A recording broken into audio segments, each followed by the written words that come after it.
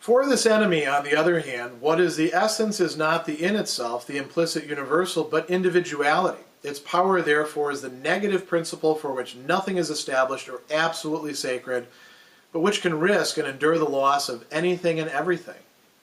In doing so, it is just as certain of victory through its own resources as through the contradiction in which its opponent gets entangled.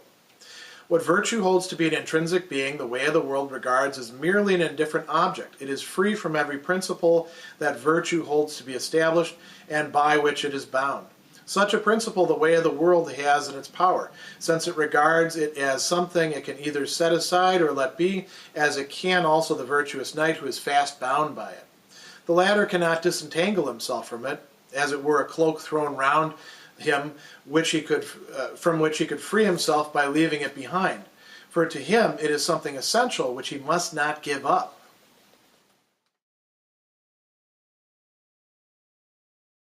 Moving now into paragraph 387, what we see Hegel depicting is just how disadvantaged virtue turns out to be by its own reliance on what makes it virtue, and correspondingly how advantaged in relation to it the way of the world turns out to be as well.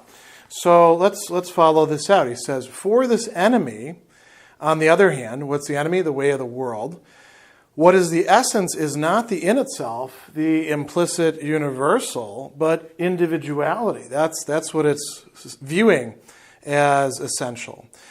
Its power, therefore, he says, is the negative principle, the princip, for which nothing is established or absolutely sacred, but which can risk and endure the loss of anything and everything.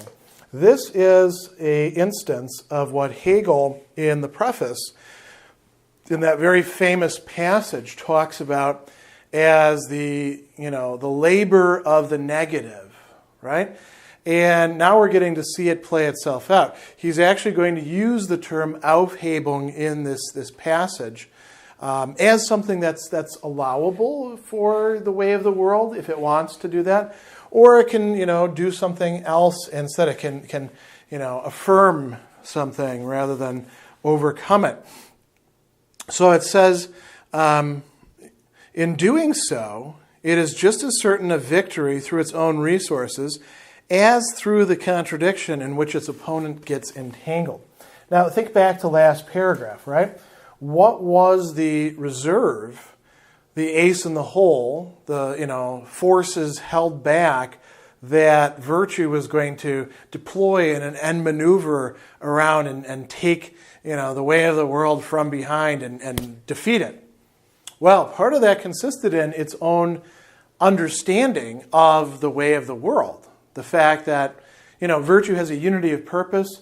The way of the world doesn't have anything remotely like that. It's just this jarring set of individualities, all coordinated with each other. If there's any sort of regularity, it's only a local regularity, right? Or something at the lowest level, like self-interest rules the day, right? So now it's the way of the world that actually knows something about virtue. And what it knows is virtue is bound by its own rules. This is something that we see played out quite a lot in movies, don't we?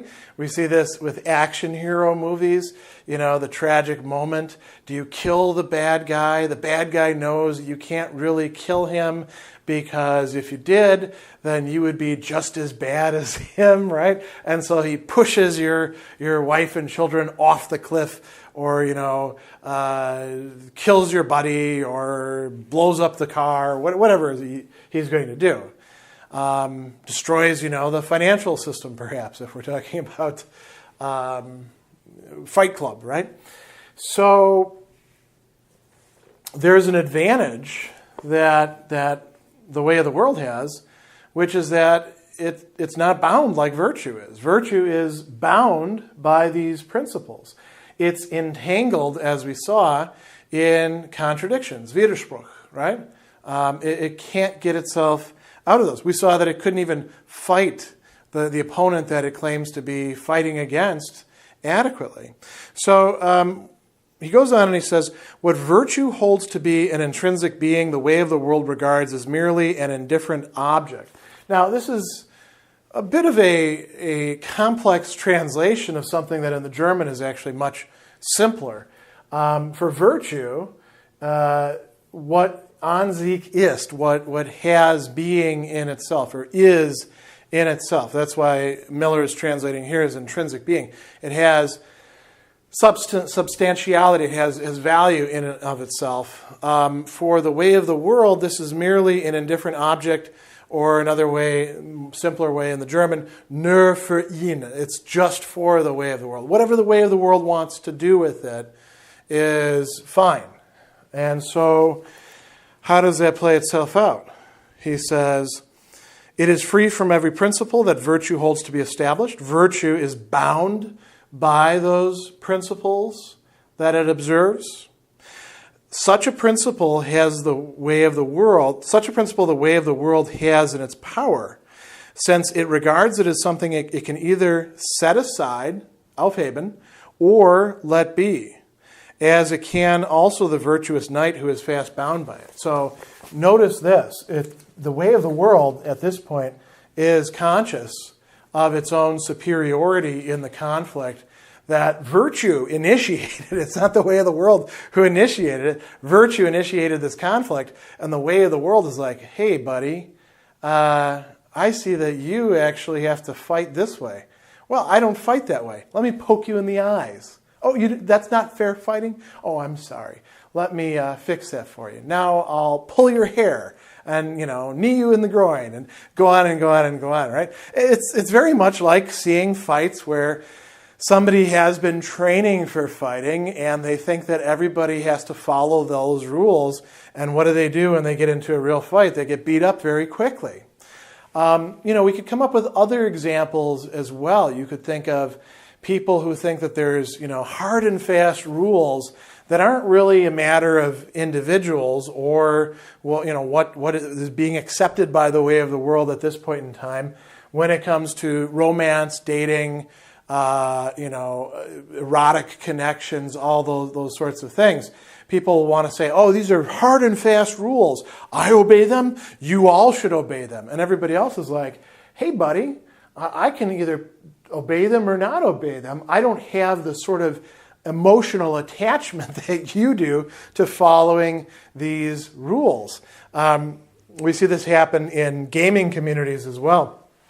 Games, by their very nature, tend to be bound with rules, but also have openings where people can exploit the rules and use them to their own advantage. And that really drives certain gamers nuts when they see people doing that sort of thing. Happens in music as well, right?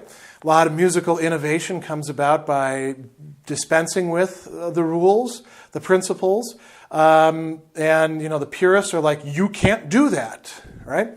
So he goes on and he says, the virtuous knight is fast bound by these principles. He cannot disentangle himself from it as if it were a cloak thrown round him from which he could free himself by leaving it behind. Why?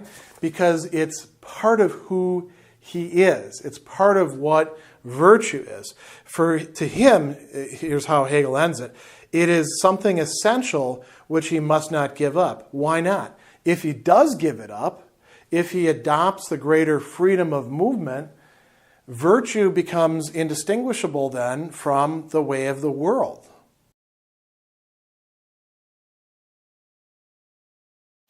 Finally, as regards the ambush from which the intrinsically good is to attack the way of the world cunningly from the rear, this is essentially a vain hope. The way of the world is the alert, self-assured consciousness that cannot be got at from behind, but faces in every direction, for its nature is that everything is merely an object for it, that everything stands in front of it. But when the intrinsically good is an indifferent object for the enemy, then it is involved in the conflict we have seen. But insofar as it is not such an object, but possesses intrinsic being, it is the passive instrument of gifts and capacities, a material lacking reality. If represented as a real being, it would be a dormant consciousness, one remaining in the background, no one knows where. The conflict develops further in paragraph 388. And what we see happening now is this conflict is going on between virtue and the way of the world. And we saw that virtue thought that it had some sort of advantage over the way of the world. It had this reserve. We talked about it as the faith or the belief, the Glaube that it has in the unity of its own purpose and in the essential nature of the way of the world, this contrast between them. We saw that doesn't really hold up in the previous paragraph, but virtue is still relying on this. It can't win here, so it sneaks around and it's going to hit the way of the world from behind. But what does it find out?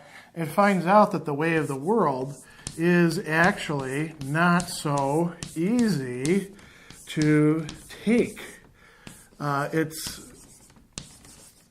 like Hegel says, looking in all directions. So he says, as regards this ambush from which the intrinsically good, that is, the goodness, the an sich, that the virtue is relying on is to attack the way of the world, cunningly from the rear. This is a vain hope.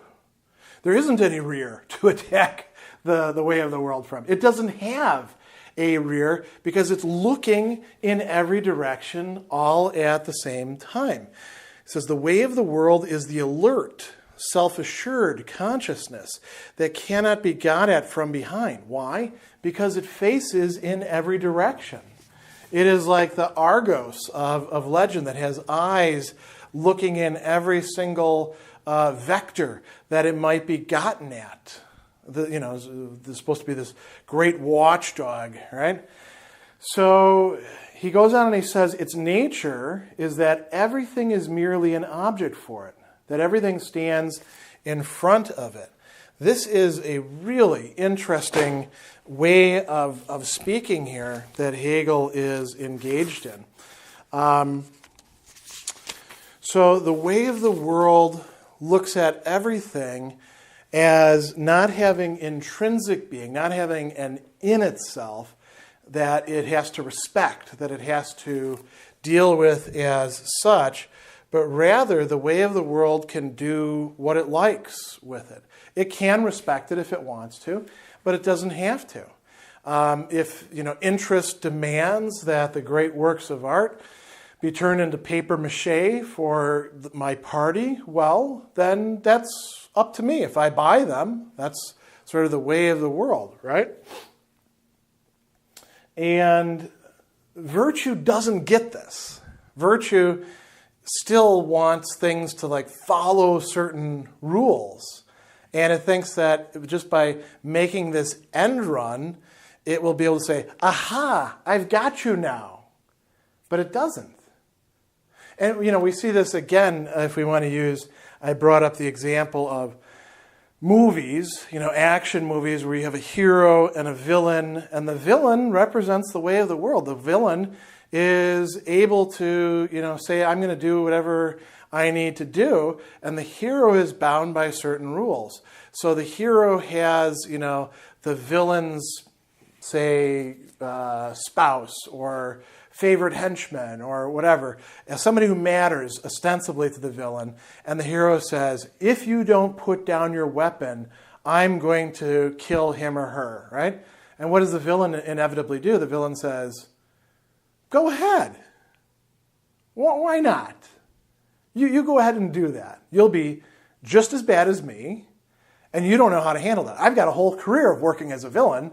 I know how to handle that. Or I know you won't do it, so don't even bother threatening to do it because I know you don't have the guts. Any of these sorts of things. And so what ends up happening is, what's supposed to turn into an ambush turns into a counter ambush, right? Because the way of the world is already there looking. So he goes on and he says, when the intrinsically good, the an sich, is an indifferent object for something for the enemy, then it is involved in the conflict we have seen. Then he goes on and he says, insofar as it's not such an object, but it possesses intrinsic being, it's the passive instrument of gifts and capacities. It's something that can be thrown into the balance, a material lacking reality. It's just there to be used in whatever way we choose to, the gifts and capacities of the individual. Then he goes on and he says, if represented as a real being, as a Dasein, it would be a dormant, a sleeping, schlafende consciousness, one remaining in the background, no one knows where. So what we see here is what looks like a triple impasse for virtue and a victory assured for the way of the world.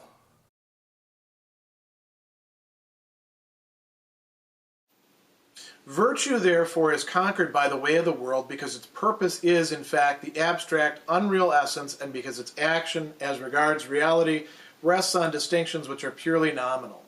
It wanted to consist in bringing the good into actual existence by the sacrifice of individuality, but the side of reality is itself nothing else but the side of individuality. The good was supposed to be that which has an implicit being, and to be opposed to what is, but the in itself, taken in its real and true sense, is rather being itself. The in itself is, in the first instance, the abstraction of essence in contrast to reality, but an abstraction is precisely what is not true, but exists for consciousness, which means, however, that it is itself what is called real. For the real is that which is essentially for an other, or is being. But the consciousness of virtue rests on this distinction between the in itself and being, a distinction which has no truth. The way of the world was supposed to be the perversion of the good because it had individuality for its principle. Only individuality is the principle of the real world, for it is precisely individuality that is consciousness, whereby what exists in itself exists equally for another. It does pervert the unchangeable, but it perverts it, in fact, from the nothing of abstraction into the being of reality. Hegel begins paragraph 389 by saying that virtue has been conquered by the way of the world. So we've really come quite a ways. I mean, this section is about virtue, and it started out with virtue being very dynamic, something that perhaps could defeat the way of the world, that could be changing the world to conform to virtue, at least a part of the world, right? But instead, virtue, at least in the sense that Hegel's using it here, again, remember, we're not talking about virtue in the ancient sense, but virtue in a much more modern sense. Virtue is beat. It's unable to grapple with the way of the world. Why? Like he says, its purpose is in fact the abstract unreal essence. What we're going to see in this paragraph over and over again is Hegel drilling home to us the fact that the distinction that virtue wants to rely upon between the in itself and being turns out not to be a viable distinction at all. Everything ends up collapsing. Everything ends up being sucked into the way of the world. So he says its purpose is in fact the abstract unreal essence. Its action as regards reality rests on distinctions which are purely nominal. Now, what does that mean? A nominal distinction is a distinction that you can make that isn't really going to hold up. You're just calling something two different names. So, for example,